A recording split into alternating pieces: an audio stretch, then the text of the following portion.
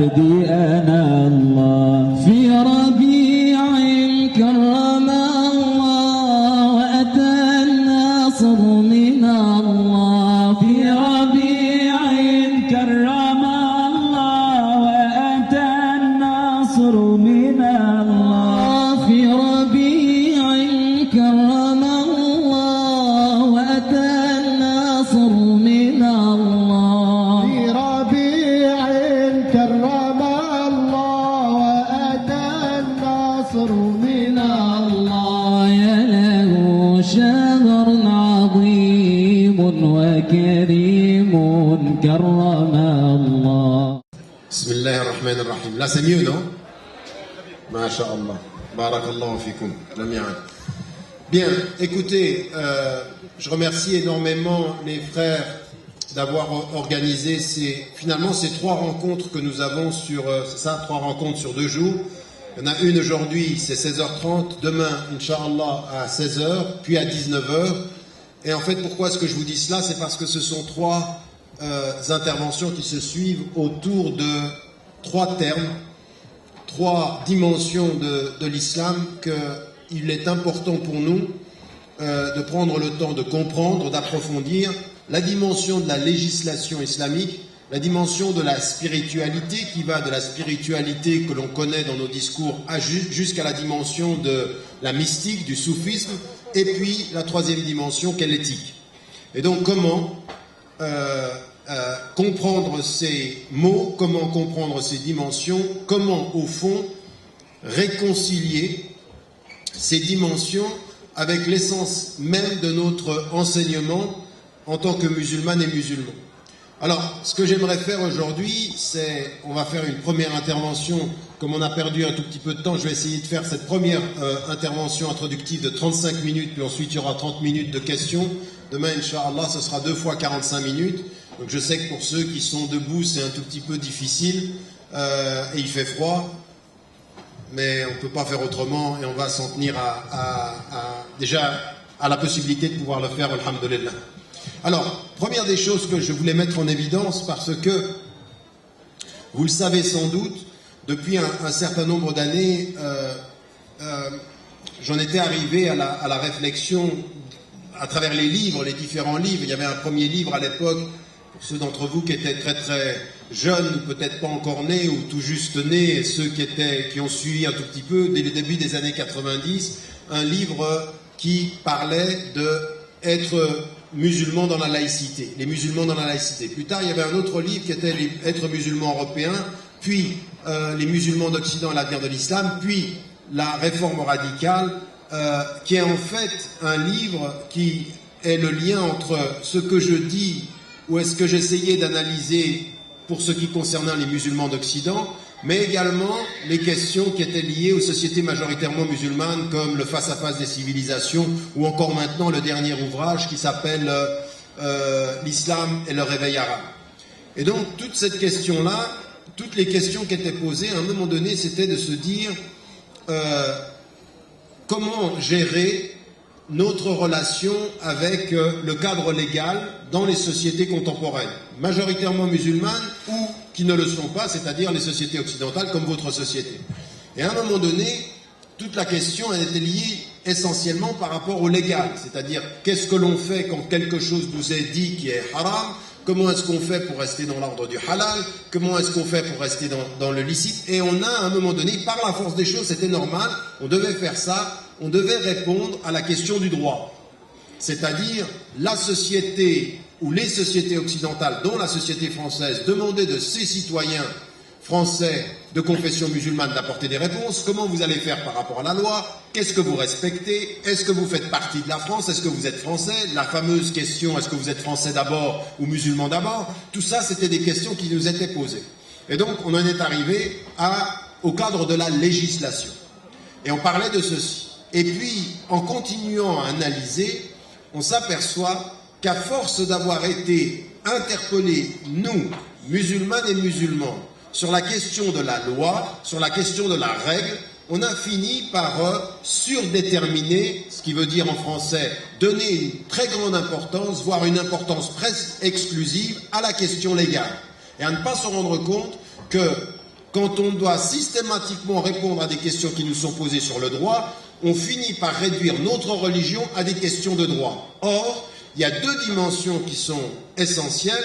C'est la dimension de la spiritualité, c'est-à-dire le sens des choses, la finalité, c'est-à-dire les objectifs que l'on a. Pourquoi, finalement, obéit-on à des règles? Pourquoi il y a des règles et pourquoi on doit obéir à ces règles? Parce qu'à des moments donnés, il faut que l'on comprenne que ces règles, elles ont un sens. Et donc, c'est le spirituel, la dimension aussi de tout ce qui est à l'intérieur de notre relation à Dieu, de notre relation à nous-mêmes et de notre relation aux êtres humains. Ça, c'est un premier élément qui est, à force de parler du droit, on ne parle plus tellement de ça. On ne parle pas suffisamment de ça. Souvent d'ailleurs, dans notre discours islamique, on insiste sur le droit, et en insistant sur le droit, on dit ton comportement il est juste ou ton comportement il est faux, et donc ça veut dire ou tu es coupable ou tu es innocent. Et donc on insiste sur un discours de la culpabilité, non pas un discours sur l'édification. C'est la différence entre aimer et interdire. Quand on interdit avec amour, on comprend le sens d'interdire. Mais quand on interdit sans amour, on finit par se cogner à l'interdit. Et donc l'islam, elle dit toujours, nos interdits ont un sens. Et ce sens-là, il vient exactement de la formule que nous avons dans le Coran. قُلْ إِن كُنْتُمْ تُحِبُّونَ اللَّهَ فَاتَّبِعُونِي يُحْبِبُكُمُ اللَّهُ. Dis, si vous aimez Dieu, suivez-moi, Dieu vous aimera. Mais ça veut dire quoi? Suivez-moi dans la règle, mais avec l'amour du divin. C'est-à-dire, ne mettez pas la règle sans l'amour, mais associez votre amour de Dieu à suivre les règles de celui qui a été envoyé par lui, le prophète alayhi salam. Et il est en cela un exemple, parce que qu'est-ce que ça veut dire? Il est le meilleur exemple, le prophète alayhi salam. Mais quand est-ce que vous prenez quelqu'un comme exemple? Si moi je vous prends n'importe quelle personne que vous n'aimez pas, dont rien dans ce qu'il est n'est lié à votre sentiment par rapport à lui, je vous dis, lui c'est votre modèle. Je dis non, c'est pas tellement mon modèle. Mon cœur ne le suit pas. Vous pouvez m'imposer de le suivre avec l'esprit, mais je vais pas le suivre avec le cœur. Si le Coran nous dit, lui, le prophète al-Salam, c'est votre modèle, c'est qu'il est votre modèle parce que en l'étudiant, en l'accompagnant, en étant proche de sa vie, vous allez l'aimer. Parce que le modèle, c'est toujours celui qu'on aime. D'ailleurs, souvenez-vous, dans votre rapport à vos parents, votre rapport à vos enseignants, ceux qui sont devenus des modèles, ce sont ceux que vous avez aimés, qui ont passé quelque chose dans l'enseignement, qui n'est pas simplement la règle qui sanctionne, mais l'affection qui édifie, qui nous permet d'être bien, qui nous donne envie. À des moments donnés, quand on aime le prof, on a envie de se dépasser pour réussir, lui faire plaisir à elle ou à lui, parce qu'il y a quelque chose de particulier qui se passe. Le prophète alayhi salam avait cette présence catalysatrice, c'est-à-dire que quand on était dans sa présence, on voulait faire plus, on a envie de donner parce qu'on l'aime, et quand on sait qu'on l'aime, et quand on sent qu'on l'aime, et quand on nous dit qu'il faut le suivre, on sait que c'est par l'amour d'Allah et par l'amour de son messager alayhi salam. Donc, premier élément ici, que l'on comprenne que la règle ne suffit pas, il faut toute cette dimension-là. Mais c'est pas simplement ceci. Le prophète alayhi salam, il est venu, mais ça allait bien. Bon. Ah, les gens se plaignent derrière. Il faut venir plus tôt, les frères et les sœurs. Pardon? Voilà, sinon, après, on pourra se retrouver dans la grande salle à 19h. Est-ce que vous m'entendez mieux derrière? On y va? Et là, j'ai été coupé. Où est-ce que j'étais?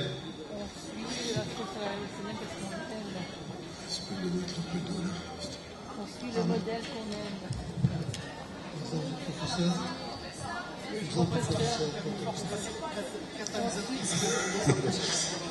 C'est marrant parce que vous avez tous la mémoire de quelque chose mais qui n'est pas au même endroit. Il y en a qui sont 10 minutes en arrière. Il y en a qui sont...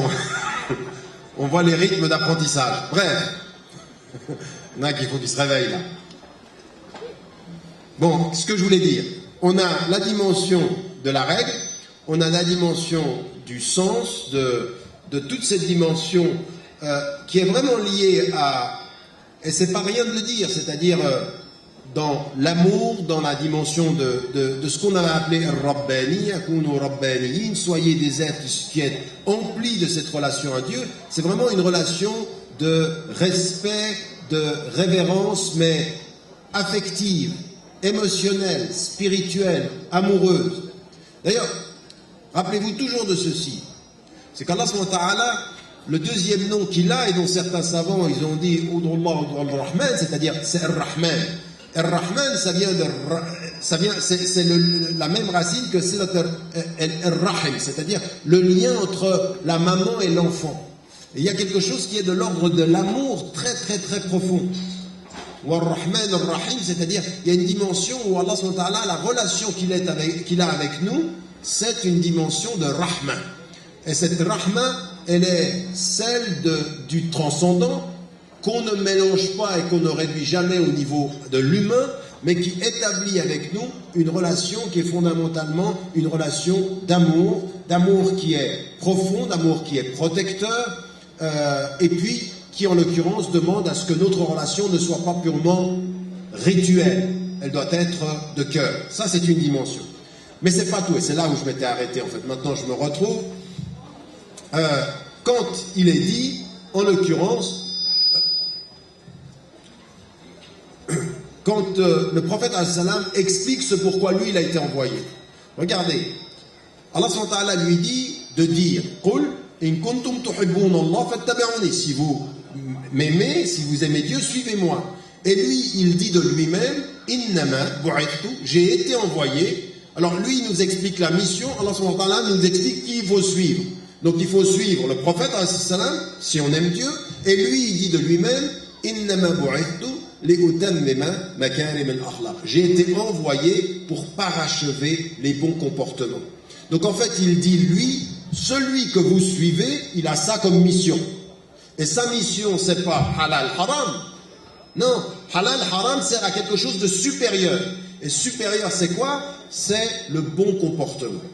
Le bon comportement est qu'on appelle makarim al-akhlaq, on traduit ceci en français, en général, le bon comportement ou l'éthique. L'éthique, c'est cette façon de vivre dans le naturel et d'établir un bon comportement qui est porté sur la bienséance, qui est porté sur le respect, qui est porté sur la dignité. Il n'est pas sanctionné par les règles, mais quand vous voyez le comportement, vous savez qu'il respecte les règles. D'accord? C'est cette dimension qui n'est pas obsédée par la limite, mais qui est, je veux dire, quand par exemple vous êtes poli, vous voyez l'élégance, la grâce, la gentillesse. C'est pas quand quelqu'un est gentil, c'est bien, c'est halal. Vous savez que c'est juste, c'est-à-dire que la compréhension des limites vous donne une certaine attitude qui est une attitude de bon comportement. Et quand le prophète il dit ça, ça veut dire je parachève, il nous dit deux choses. Il nous dit l'islam vient compléter les autres religions, mais il nous dit en même temps ce qui est venu avant nous porte aussi quelque chose qui est du bon comportement. Vous le trouverez chez les chrétiens, vous le trouverez chez les juifs, vous le trouverez chez les êtres humains. Lui, il vient parachever le bon comportement. Et toutes les règles de l'islam, ce sont des règles qui vont se mettre sur la voie, c'est-à-dire qui vont dessiner la voie. Là, c'est halal à l'intérieur, là c'est halal à l'intérieur, en dehors c'est haram, et donc ça nous amène au bon comportement. Donc déjà, on comprend le lien qu'il y a entre les trois dimensions est particulièrement important. Et quand vous venez à la catégorisation classique des savants, vous apercevez qu'ils disent, la première des dimensions, sur laquelle on a une méthodologie très claire en islam, c'est l'aqida.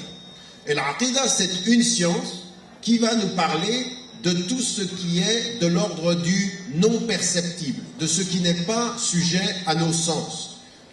La présence de Dieu, l'unique, les livres qui avaient avant nous et le dernier livre, les anges, le jour du jugement dernier, le destin, tout ce qui est de l'ordre de notre foi, et que jamais la science ne nous dira la finalité de oui ou non. Pour y croire, il faut y croire.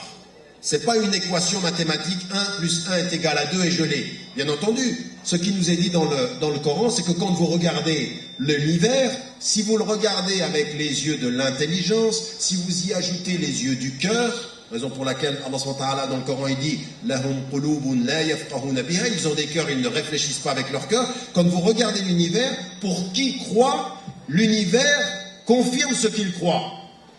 Mais l'univers ne sera jamais la preuve définitive qu'il faut croire, raison pour laquelle Allah subhanahu wa ta'ala dit dans le Coran « فَمَنْ شَاءَ فَلْيُؤْمِنْ وَمَنْ شَاءَ فَلْيَكْفُرْ » Celui qui veut croit et celui qui veut ne croit pas. Ça veut dire quoi? Ça veut dire le monde est toujours une preuve pour qui a le cœur ouvert, jamais une preuve suffisante pour le cœur fermé. Jamais une preuve. Vous ne pouvez pas le prouver que Dieu est ou que Dieu n'est pas. Donc, ce que je veux dire par là, c'est que dans l'univers de l'Aqida, vous avez deux façons de parvenir à ces 6 piliers de la foi, ce qu'on appelle Arkan et Iman, les 6 piliers de la foi. Quand vous rentrez dans cette relation à Dieu, ce qui s'appelle les 6 piliers de la foi, qu'on croit en Dieu, en ses anges, en ses prophètes, et aux livres révélés, etc., tout ce que j'ai dit tout à l'heure, eh bien, ce qui est important, c'est que vous y entrez, mais vous avez les 6 piliers de la foi, mais au bout du compte, ces 6 piliers de la foi ne sont que des piliers. Ils ne réduisent pas la foi, ils sont ce sur quoi, et à partir de quoi on croit, mais ensuite notre relation à Dieu, l'Aqida, va être véritablement fondée sur une relation à Dieu qui est une relation de communication, qui est de bonne compréhension. Il est un, mais quand on demande à son sujet, c'est pas avec les piliers qu'Allah répond. وَإِذَا سَأَلَكَ عِبَادِي عَنِّي فَإِنِّي قَرِيبٌ. Quand mes serviteurs te demandent à mon sujet, Allah subhanahu wa ta'ala il vient pas dire je suis avec les 6 piliers. Non, il dit je suis proche. Je réponds à l'appel de qui m'appelle. C'est une relation de communication. Les piliers, c'est pour savoir la juste foi, et ensuite la foi, c'est de l'approfondir avec la relation de proximité, la communication et la confiance. Et tawakkul ala Allah, c'est lui faire confiance. Là où vous devez être méfiant vis-à-vis des hommes, il faut savoir être confiant avec Dieu. Et d'ailleurs, et l'iman, il y a une dimension de aman, c'est-à-dire un espace de sécurité. Oui, un espace de sécurité. Et quand vous vous sentez en sécurité, chaque fois que vous vous approchez de l'amour et que vous savez que les gens qui sont là vous aiment, vous êtes en sécurité. L'amour sécurise. C'est-à-dire que c'est comme ça. Vous le sentez, vous sentez qu'on vous protège. L'amour des êtres, et donc l'amour de Dieu, ça protège. Et quand le prophète alayhi salam, il est avec Abu Bakr dans la grotte, il y a Abu Bakr, qu'est-ce que tu crois de deux? Et ce sont deux êtres qui s'aiment. Abu Bakr et le prophète alayhi salam, ils s'aiment, et lui il a peur, mais il a peur même pour le prophète alayhi salam. Et lui il lui répond, apaise-toi. Non seulement nous sommes 3, mais celui qui est avec nous, nous aime et nous protégera. Nous aime et nous protégera de ceux qui nous haïssent et qui veulent nous tuer.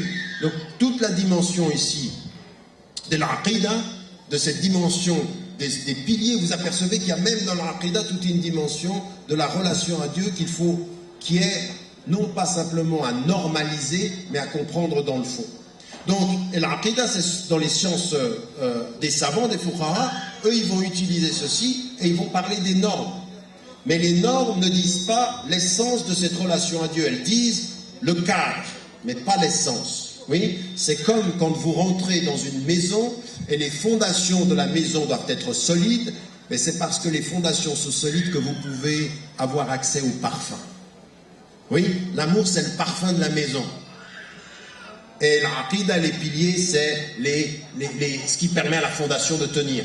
Donc on a ici une dimension de la législation tient les murs, mais ça ne suffit pas. Des murs, une demeure qui n'a pas d'esprit, qui n'a pas de souffle, qui n'a pas d'essence spirituelle, eh ben c'est une demeure qui est vide.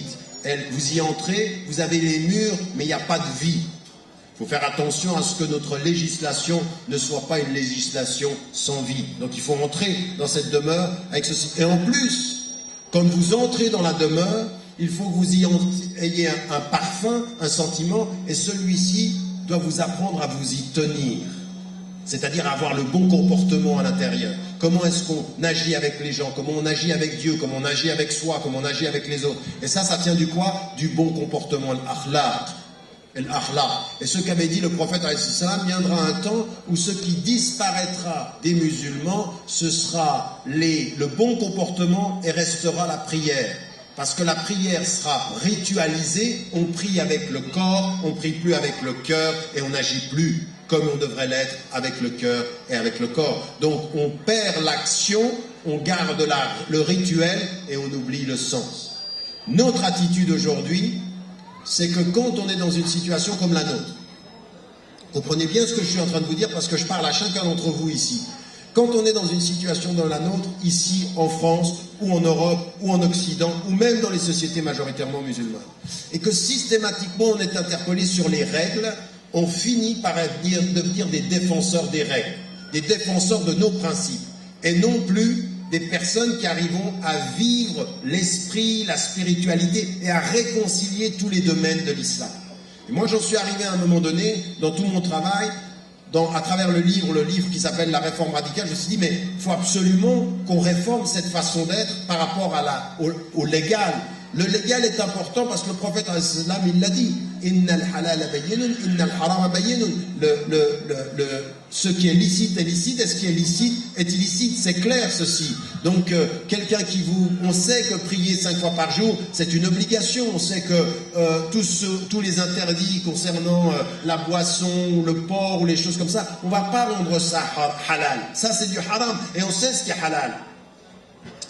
Allah il nous dit tayyibat, c'est tout ce qu'il nous a donné sur la terre, c'est halal pour nous. Donc on n'est pas là en train d'oublier les règles, mais être obsédé par la règle, c'est être obsédé par les fondations de la maison dans lesquelles il n'y aurait pas de parfum et où on ne saurait pas se tenir. On ne saurait pas se tenir, il n'y aurait pas de politesse, il n'y aurait pas d'élégance, il n'y aurait pas de grâce. L'islam nous exige de nous qu'on réconcilie tout ça. Alors comment on fait? On revient à notre rapport au texte du Coran, et on revient à la tradition du prophète sallam. Et l'un des meilleurs exemples pour atteindre cette relation entre la loi, la spiritualité, la mystique et l'éthique, eh bien le meilleur exemple pour nous, c'est d'étudier la vie du prophète sallam. Pourquoi? Parce que loin des textes, le prophète sallam a traduit dans son comportement la règle à respecter, l'amour à entretenir et le bon comportement à développer. Voilà ce qu'était le prophète sallam. C'était ces 3 dimensions, à tel point que, interrogé par des compagnons qui sont venus après, Minat Tabi'in, Aïcha radiyallahu anha, elle dit Kana khuluquhu al-Qur'an. Son éthique, son bon comportement, c'était le Coran. Il agissait à la lumière du Coran.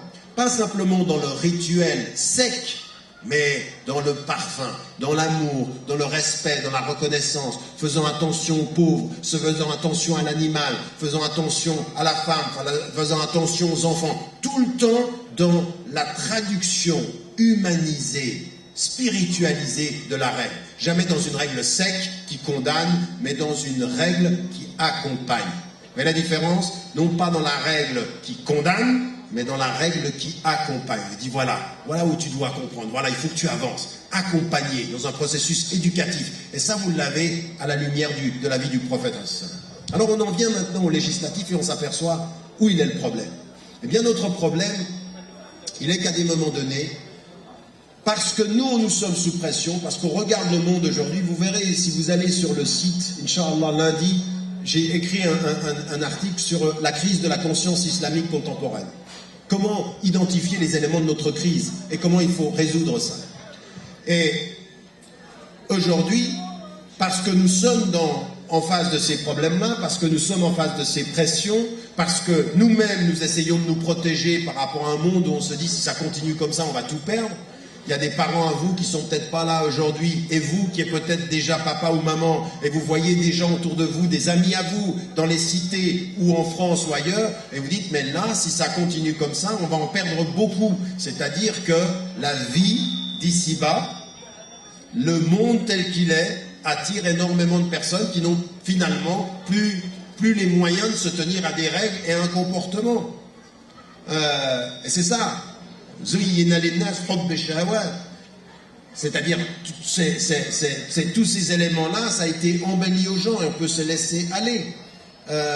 Et même jusqu'à dans des choses qui sont extrêmement proches. On s'aperçoit qu'on peut se laisser aller, on se dit, alors comment on fait? Et on en vient avec une série de règles qui sont censées nous protéger. Le problème, c'est que ces règles qui sont censées nous protéger, elles nous protègent si on les comprend. Et si on ne les comprend pas, on les applique, au bout d'un moment, ça devient extrêmement pesant. Et il y en a certains, ils n'y viendront jamais. Combien il y a de femmes et d'hommes à travers le monde, et pas simplement ici, j'en ai vu au Maroc, j'en ai vu en Tunisie, là maintenant j'en reviens, j'en ai vu en Afrique, j'en ai vu au Moyen-Orient, dont leur problème, il est, pas qu'ils n'aiment pas l'islam, ils aiment l'islam. Leur problème, c'est comment on parle de l'islam. C'est comment on vient à eux avec l'islam en leur présentant un cadre qui les exclut ou qui les condamne. Et qu'en fait, cette législation-là, il faut qu'on y revienne. Et de quoi s'aperçoit-on? On s'aperçoit en fait que les savants, à un moment donné, ils lisent les textes et ils sortent des textes, des règles qui doivent être un cadre. On a besoin de ceci. On a besoin d'une solidité légale. On a besoin, pour nous-mêmes, de se dire qu'est-ce que je peux faire et qu'est-ce que je ne peux pas faire. Ça, j'en ai besoin. Il faut que quelque part on me le dise. Pas simplement pour m'arrêter à ça, mais déjà qu'on me dise, qu'on me trace la route. Pourquoi j'ai besoin de limites? Parce que les deux limites sur le bord de la route vont me montrer la route. Ils vont me montrer la route. Et toute ma vie, c'est une route. Toute ma vie, c'est un chemin. Je ne suis qu'en chemin. Je vais vers Dieu et j'essaie. Inna lillah wa inna ilayhi raji'un. Nous venons de lui et nous allons à lui. Et chaque fois que vous priez 5 fois par jour, Ihdina as-sirat al-mustaqim. Oriente-nous, fais-nous suivre la voie de la rectitude. Pourquoi? Parce que c'est une voie. Tout est une voie. Sharia, c'est voie. Sabil, c'est le chemin. Tout ça, toute notre vie, c'est ça. Nous sommes en chemin. Et sur le chemin du pèlerinage que l'on fait, qui est le symbole même de notre vie, le symbole du pèlerinage, qu'est-ce que c'est? C'est aller à la Mecque pour revenir près de son cœur. C'est la vie, ça. C'est la vie. C'est que vous allez au centre pour venir près de votre cœur. Et Allah subhanahu wa ta'ala, il vous dit, je suis près de votre cœur. Je suis près de votre cœur. Revenez à votre cœur. Allez aussi loin que vous voulez, mais rapprochez-vous toujours. Allez aussi loin que vous voulez physiquement, mais rapprochez-vous toujours spirituellement. Et donc, on a besoin de chemins. Et qu'est-ce qui va déterminer les chemins? C'est nos principes. Oui, Allah dit à toutes les communautés religieuses, à toutes, j'ai donné un cadre et un chemin. Et il faut le suivre. C'est-à-dire qu'il faut suivre ça. Alors, là, ce qu'ont fait les savants, ils lisent les textes, le Coran et la tradition du prophète. Et qu'est-ce qu'ils font? Ils extraient des règles. Et pour chacune des règles, ils vont se poser la question de savoir, et regardez bien, parce que là, on est au cœur de la question. Je veux bien garder mon temps. J'ai encore 5 minutes, c'est ça? 7 minutes, machallah. Donc, qu'est-ce que font les savants par rapport à la législation? Donc là, vous avez bien compris, je suis en train de traiter le premier axe. Législation, puis ensuite il y aura spiritualité, et puis ensuite il y aura éthique. Vous êtes d'accord? Vous me suivez ou pas? Dans l'ordre de la législation, pourquoi y a-t-il des interdits et pourquoi y a-t-il des obligations? Alors, à un moment donné, on peut se dire, quand on est dans l'ordre de la foi en Dieu, on se dit, mais je dois accomplir ce qui m'est dit. Et je ne dois pas poser de questions. L'essentiel de la législation islamique, elle n'est pas comme ça.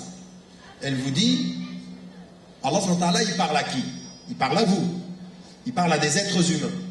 Et donc, le principe premier de la règle en islam, c'est qu'elle doit être accessible à l'intelligence. Donc, en général, écoutez-moi bien, les règles doivent être accessibles à l'intelligence.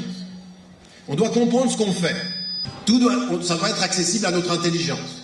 On doit comprendre les choses. L'islam est une religion naturelle et toute intelligence humaine qui est liée à la nature doit pouvoir comprendre ce pourquoi elle fait les choses. Elle doit pouvoir comprendre ce pourquoi elle fait les choses. Et donc les savants, et vous allez voir que c'est très pointu, les savants vont extraire des règles. Et ils vont extraire des règles et se poser la question de savoir pourquoi fait-on ceci. Et donc ils vont avoir une catégorisation de la raison des règles. Ce que je disais, c'est que ce que vont faire les savants, c'est extraire les règles et chercher la raison d'être. Alors, première des choses qu'ils font, c'est, on a une règle quand on lit le Coran, par exemple, aqimus salat, vous devez prier, ça c'est une règle, on doit la suivre. Et ils se posent la question, est-ce qu'on peut trouver dans le Coran la raison d'être, ce pourquoi on doit prier? Est-ce qu'on te dit tu pries, tu te tais, t'écoutes, tu pries? Oui, comme des fois on fait avec nos enfants, tu pries. Voilà. On ne pose pas la question de savoir, tu pries? T'as prié? Non? Prie. Oui, le genre de communication qu'on a parfois. Qui te dit pas pourquoi tu pries pas déjà? Ouais, déjà c'est une bonne question. T'as prié? Non. Pourquoi tu pries pas? Vous voyez la différence? La différence, c'est appeler à expliquer pourquoi je le fais pas. Et en expliquant pourquoi je le fais pas, je commence à comprendre ce que j'ai pas compris dans le fait de le faire.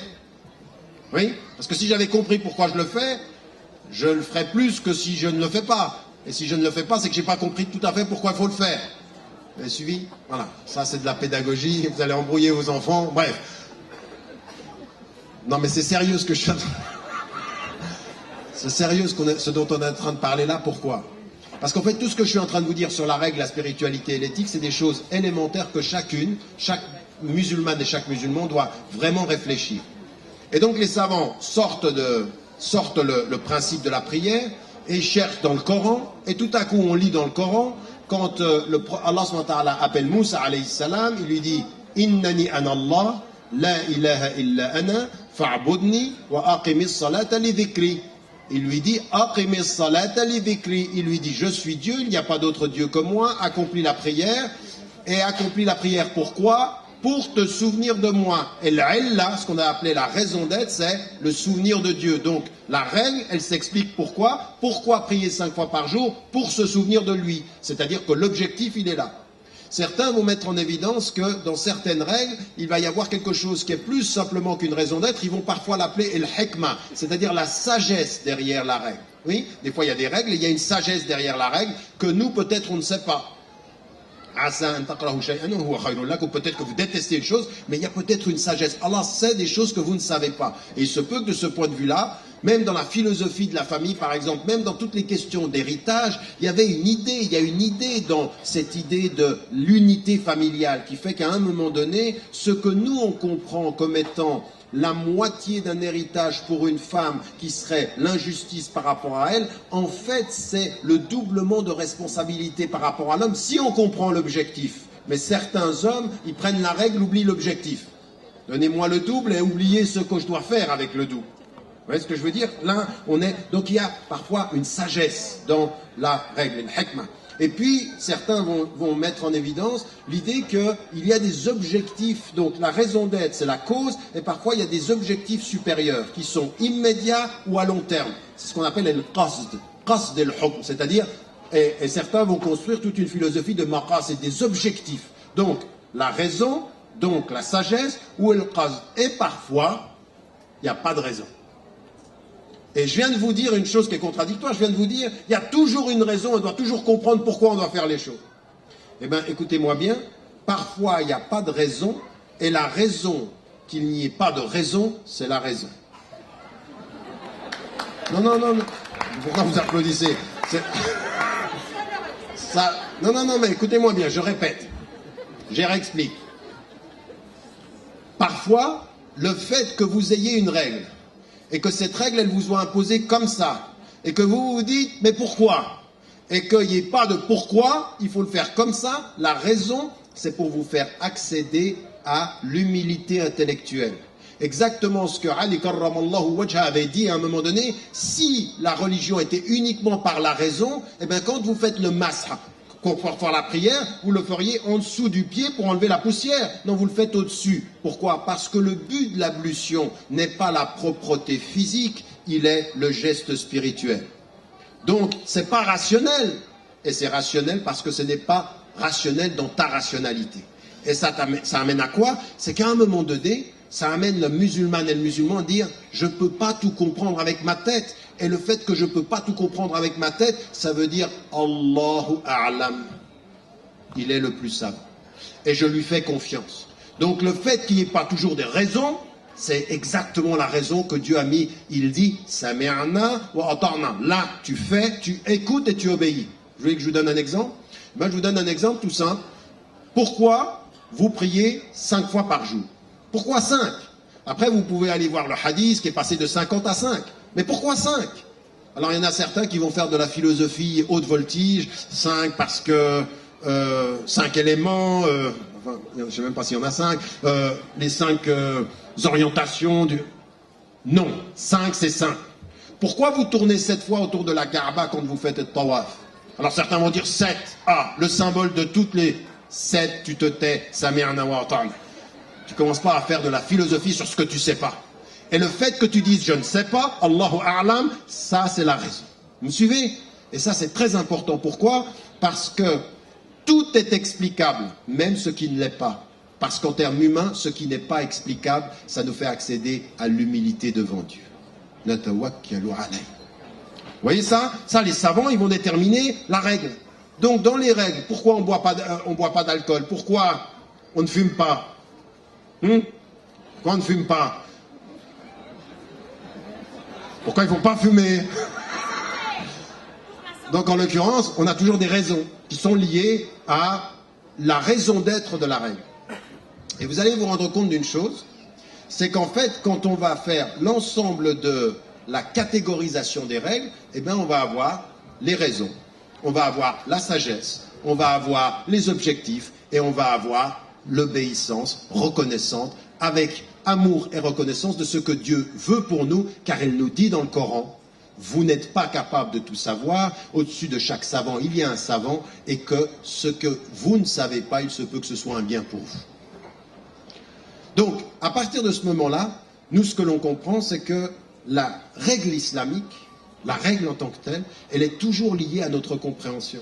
Et il faut absolument que nous maintenions ça. Alors, pour aujourd'hui, c'est la fin du premier cours.